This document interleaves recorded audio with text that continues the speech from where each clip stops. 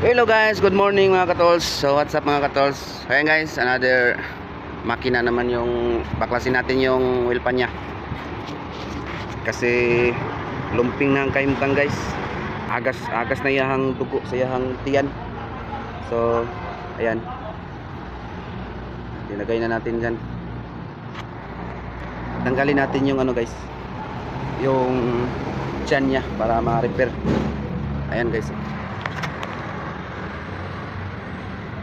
tagas dyan, lumping. So makina nya guys, 8DC9 twin turbo. Yan, twin turbo guys. So baklasin lang natin yung crankcase nya o oil pan para ma-repair. Yan, 8DC9 twin turbo. So ayan guys, baklasin natin yan para ma-repair natin. So katulad nito, tapos nang na-repair, ano din yan, buslok din ang kaimtang na yung drainer ng oil pan.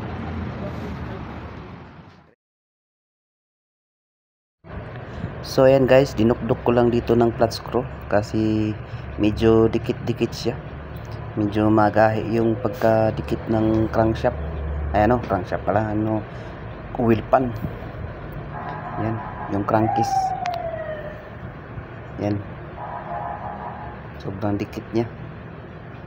So yan, dinukdok ko lang dito guys para maukab itong tiyan nya. Yan, hanap ako ng malapad na flat screw. Yan, dinukdok ko dyan. Yan, dinukdok. So yan, malapit na matanggal to guys. Yan.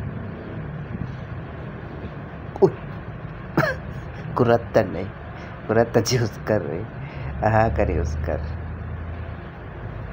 sumul na kayo ning padagat, pamala na po ni si Oscar Uy Oscar, ikaw dong Oscar, human na dong, okay kayo dong, repair na nimo dong ha, repair na dong kay para makuha na nas customer dong, taro nga ginag-repair dong kay para wa na back job ba.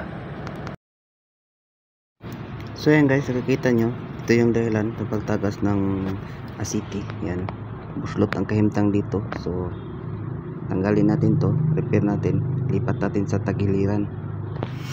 So yan guys, sinulda na ni Master Jitley yung oil pan. Linipat namin sa tagiliran para hindi na mabutas ulit. Yan, linipat namin sa gilid kasi andyan yan lipat namin dyan.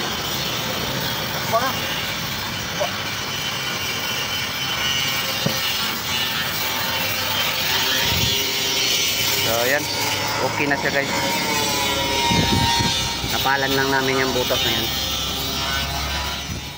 So ayan guys, kinabit na ni Master Jitley okay kayo. Yan, yan, okay na siya.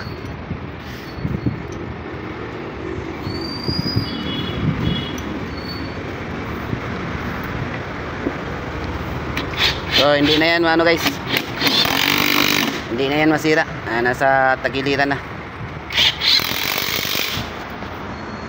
Bye bye guys.